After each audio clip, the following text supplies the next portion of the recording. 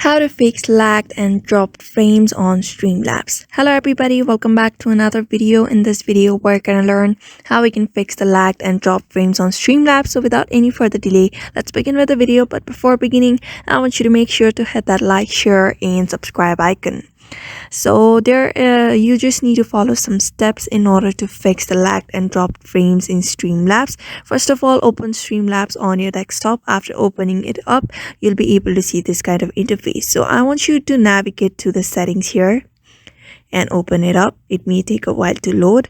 After that, you'll be able to see, I just want you to go to advanced, and here you can see process priority. If it is on normal, you may just go to above normal and select above normal.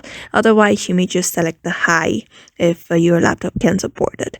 Another thing is you need to go to video, and here you can see best resolution. I just want you to change it into 180p if your laptop supports it. Otherwise, you may go to 720p. Another thing is output resolution. You may also select 180p if your laptop selects it. Otherwise, you may just go below it. Another is downscale filter. And here you just need to set it up to land cows.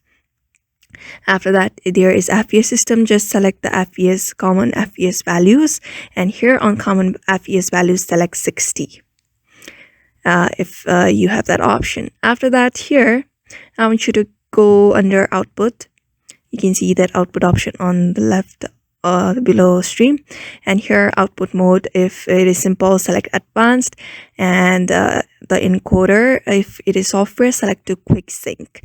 And here just scroll down a bit and you'll be able to see here target uses quality. Just select quality there, and here at the last option we can see bitrate option. So if you have bitrate, select it up to 6000 because that is how you can fix it.